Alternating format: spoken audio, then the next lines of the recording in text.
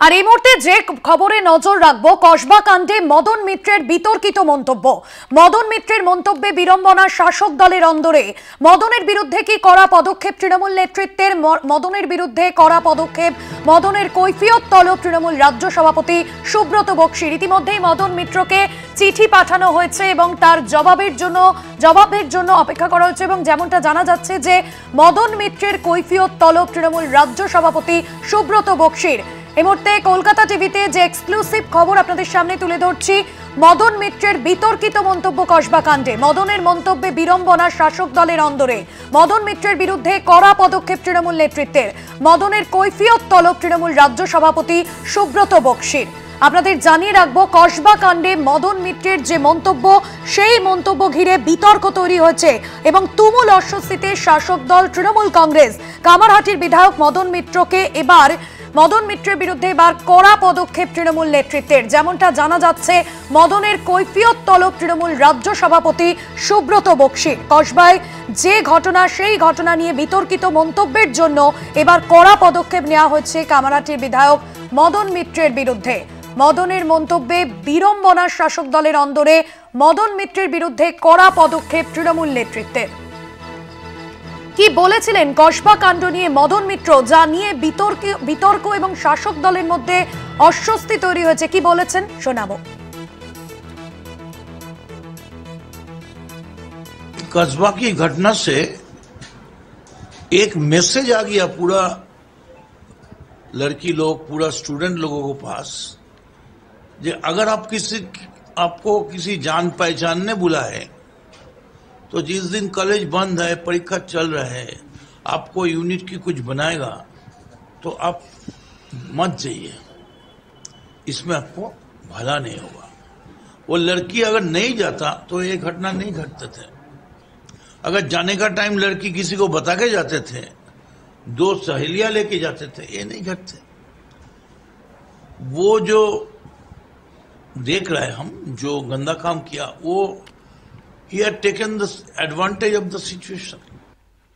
আপনাদের শোনালাম মদন মিত্র কসবা কাণ্ড নিয়ে কি বিতর্কিত মন্তব্য করেছেন।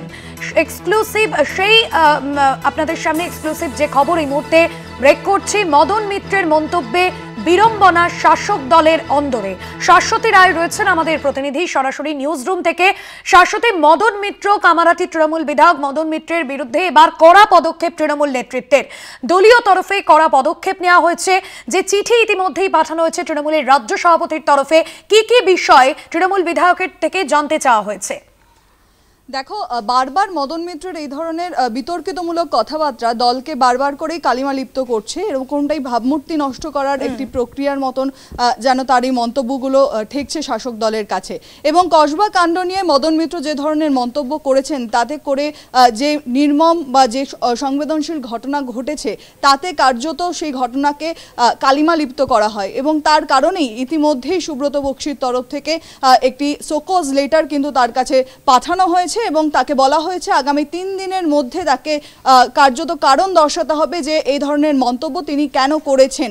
এবং যেখানে তৃণমূল শীর্ষ নেতৃত্ব যেদিন এই ঘটনা ঘটে সামনে আসে কার্যত, সেই দিন তারা সাংবাদিক বৈঠক করে এই বিষয়ে সম্পূর্ণ পরিষ্কারভাবে জানান যে দল মত নির্বিশেষে যে দোষী তাকে যথাযথ শাস্তি দেওয়া হবে এবং তিনি যতই তৃণমূল কংগ্রেসের সদস্য হোক না কেন, সেক্ষেত্রে দল এই বিষয়ে কোনো রকম রেয়াত করবে না। পুলিশ প্রশাসনের তরফ থেকে তাদের যে কঠোর থেকে কঠোরতম শাস্তির দাবি কিন্তু ইতিমধ্যেই তৃণমূল কংগ্রেসের তরফ থেকে করা হয়েছে। সেখানে দলের একজন নেতা হিসেবে মদন মিত্র কি করে এই ধরনের মন্তব্য পেশ করেন এবং যাতে করে কার্যত তৃণমূল কংগ্রেসের বা শাসক দলের ভাবমূর্তি নষ্ট হয়, সে নিয়ে কিন্তু প্রশ্নচিহ্ন তুলেছেন দলের রাজ্য সভাপতি সুব্রত বক্সি। এবং তিনি যে শোকজ লেটার দিয়েছেন ইতিমধ্যেই মদন মিত্রকে, তাতে করে এই বিষয়টি পরিষ্কার যে মদন মিত্রের গতকালের বক্তব্য সম্পূর্ণভাবে দলের ভাবমূর্তিকে নষ্ট করছে এবং যে নির্মম ঘটনা ঘটেছে কসবায় এবং তরুণীর ওপর যে নির্মম অত্যাচার হয়েছে, সেই ঘটনাকে কালিমা লিপ্ত করছে এবং কোথাও গিয়ে সেই তরুণীকে দোষী সাব্যস্ত করার একটি প্রক্রিয়াও যেন তার বক্তব্যের মধ্যে দিয়ে উঠে আসছে। সেখান থেকে সেই ঘটনায় কেন এই ধরনের মন্তব্য তৃণমূল নেতা এবং তথা এমএলএ মদন মিত্র করলেন, সেই নিয়ে কিন্তু তাকে কারণ দর্শাতে বলেছেন সুব্রত বক্সি এবং তিনি ইতিমধ্যেই সেই লেটার কিন্তু মদন মিত্রের কাছে পাঠিয়ে দিয়েছেন এবং 3 দিনের মধ্যে তাকে সেই শোকজ লেটারের উত্তর উত্তর কিন্তু দিতে হবে। এবং আগেও বারবার করে মদন মিত্রর কাছে কিন্তু এই ধরনের ঘটনা ঘটার পর দলের তরফ থেকে তাকে ওয়ার্নিং দেওয়া হয়েছিল যে তিনি যাতে কোনো রকম বেফাস মন্তব্য না করেন এবং যে ঘটনায় দল তার নিজস্ব মন্তব্য বা নিজস্ব বক্তব্য আগেই পেশ করেছে বা দলের ভাবমূর্তি নিয়ে বা দল এই বিষয়টিকে কিভাবে দেখছেন সেই বিষয়টিকে আগেই সুস্পষ্ট করেছেন, সেখানে মদন মিত্র কেন এই ধরনের মন্তব্য করছেন বারবার করে সেই নিয়ে কিন্তু যথেষ্ট পরিমাণে দলের অন্দরে বিড়ম্বনা তৈরি হয়েছে।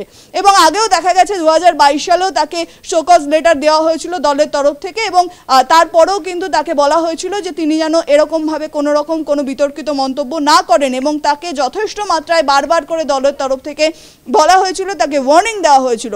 তারপরেও দেখা গেল গতকাল বিধায়ক মদন মিত্র তিনি একটি বেফাস মন্তব্য করেন এই কসবা কাণ্ড নিয়ে এবং কার্যত সেটা নিয়ে কিন্তু দলের অন্দরে যথেষ্ট মাত্রায় বিড়ম্বনা তৈরি হয়েছে এবং তার বিরুদ্ধে যথাযথ শাস্তি নেওয়ার সিদ্ধান্ত কিন্তু নিতে চলেছে তৃণমূল কংগ্রেস। সেখান থেকে দাঁড়িয়ে তাকে শোকজ লেটার পেশ করা হয়েছে ইতিমধ্যেই এবং রাজ্য সভাপতি সুব্রত বক্সী তিনি এই বিষয়টিকে যথেষ্ট গুরুত্ব সহকারে দেখছেন এবং যাতে দলের ভাবমূর্তি নষ্ট না হয় বা এই ঘটনাকে নিয়ে যাতে বিরোধী দলরা কোনো রকমভাবে কোনো বিরূপ মন্তব্য না করেন সেই দিক থেকে সুস্পষ্ট করার জন্যই কিন্তু তাকে ইতিমধ্যে এই শোকজ লেটার দেওয়া হয়েছে এবং আগামী 3 দিন সময়সীমা ধার্য করা হয়েছে যে তার মধ্যে মদন মিত্রকে এই শোকজ লেটারের উত্তর দিতে হবে দলকে।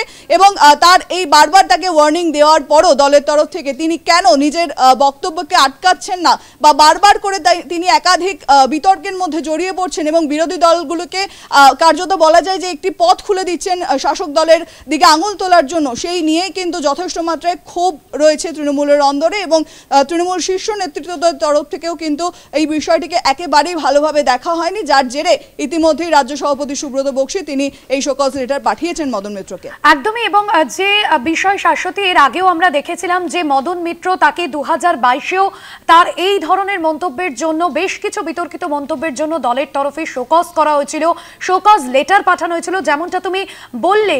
এবং সেই জায়গা থেকে যেমনটা এই ঘটনার পর মদন মিত্রের এই মন্তব্যের পর তৃণমূলের তরফে বিবৃতি দেওয়া হয়েছিল এই মন্তব্য তার ব্যক্তিগত, দল জিরো টলারেন্স নীতি অবলম্বন করে চলে, আর সেই জায়গা থেকেই কি তৃণমূলের তরফে এই সিদ্ধান্ত নেওয়া হয়েছে?